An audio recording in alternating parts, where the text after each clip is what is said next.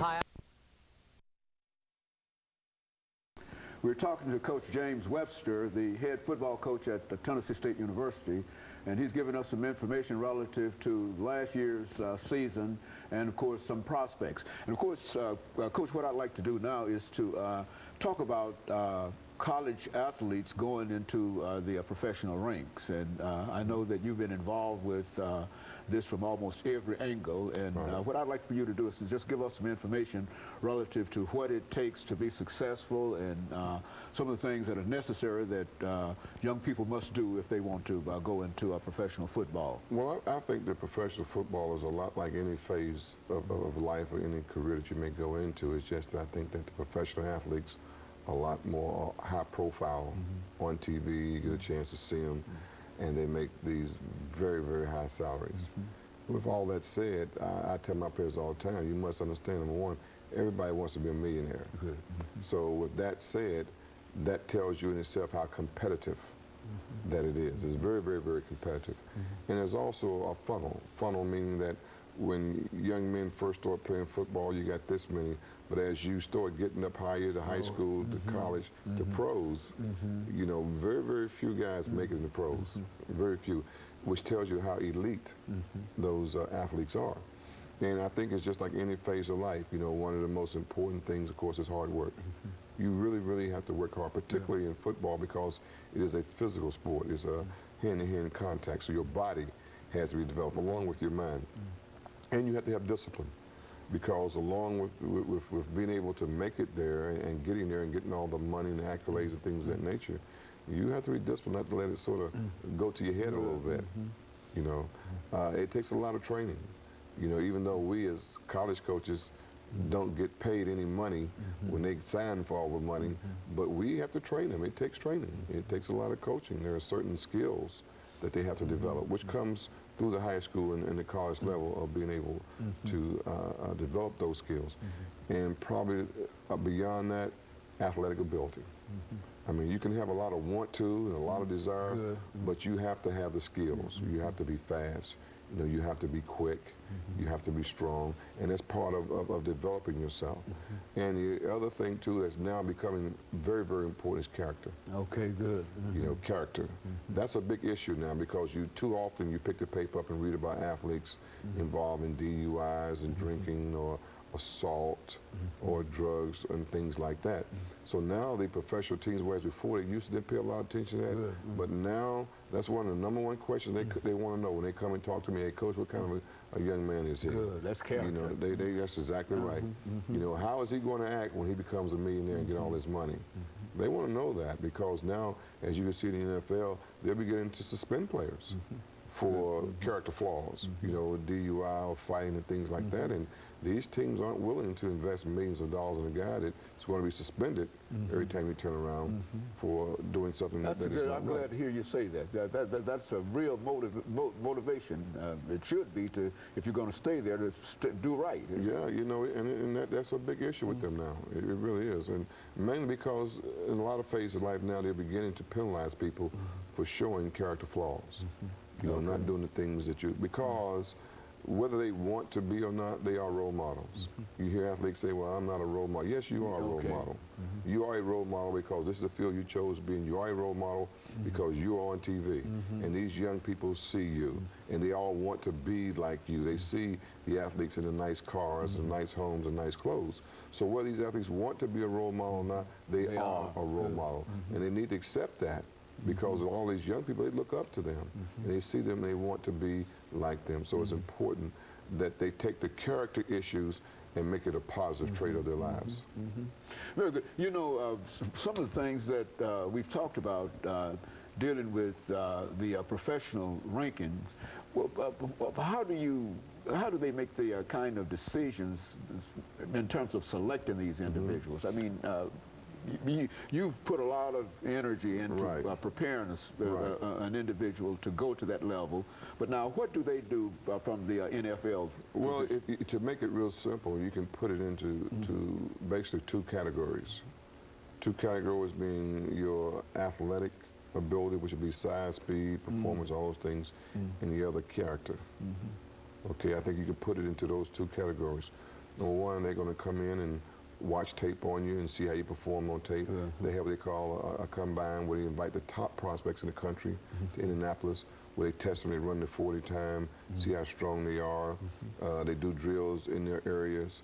And the other thing they do is they drug test them. They drug test them to see if they have any illegal drugs. That's a serious, yes. They're concerned about that. Yes, That's of course. They drug test them, and then they also give them a test to test their intelligence for football. They also do a lot of investigating. You know, the NFL has a huge investigation type of arm. They have former FBI agents that do background checks. Okay, so you never would think of that as part of what they're doing, but they do big background checks. They want to check to see if you've ever been arrested or committed any crimes. That's big. So once they evaluate you from an athletic standpoint, you know, obviously if you're a quarterback, how well you throw the ball, if you're a receiver, how well you catch it, if you're a lineman, how big and strong you are, and that's the athletic part. They give you a grade. And then they come over to the character issue. You know, has this guy been convicted of anything, DUI, you know, and talk to the coaches like, you know, what kind of a guy is he? Is he, you know, cursing the coaches out? How does he get along with his teammates? How is he in the locker room? You know, things of that nature. And then there's the drug issue. You know, has this guy ever been tested positive for any drug, which we cannot give them any of that information and won't give them that information. But they, you know, if you've been out charged in the community. So once they get all that information together, then what they look at is need. You know, what position do we really need? We need a running back. So then they go back and see who's the highest rated running back or whatever it is, and that's how they go about selecting who they need to draft. And in the end, they have what they consider to be the best prospect. And in the end, they have what they consider to be the best prospect. And they're willing almost to pay almost as much money as possible in order to get them. They are, and that's why the young people need to understand. They do their homework. They really do. They check into everything. They want to know who your girlfriend is, your mom, your dad. It's that thorough, huh? Oh, it's very, very thorough. Let's look at it this way. Let's say you were going to give a young man $30 million. Okay. All right. Let's put it real simple. Say it. Right. Out of your pocket, you're going to give him $30 million. But what do you want to know about that person? I want to know what time they go to bed, what time they get up in the morning. I want to know what they eat and sleeping. I want to know everything. And also, they also want to know who do they associate with. You know, who's their entourage? That's important too. Who is he hanging out with? They want to know the information also. You know, Coach, over the last 3 minutes that we have here, let's talk about what the fans might expect this year from a Tennessee State University football program. Well, I think that we will lean on our defense a lot because we were the #1 defense in the OVC last year, and we returned most of our starters on defense. So our defense has got to step up. They really do have to step up. And part of your defense filters over to your special teams because most of your special team guys are defense. So it's important our defense to play well. I mentioned earlier that we lost 25, 26 seniors. We only returning about maybe 3 starters on offense. So it's a real young team. It's going to be a young team. We really have to rebuild our offense. And the success of our season will depend on how soon we gel. We've got good talent, we've got good players, but some of it will be young, and some of it will be some transfers coming in. So we've all got to get together and learn to play together. And of course, the other thing is to play of our quarterback. Antonio Hefner's been our starter for 3 years. Now all of a sudden he's gone, so we have a new starting quarterback for the first time in 3 years. And our quarterbacks have to step up and play well. And so you think that the prospects are real good for beginning teams? I'm excited. I'm excited about the prospects for the outcome of our season. We have a very difficult schedule, you know, which we've had ever since I've been here.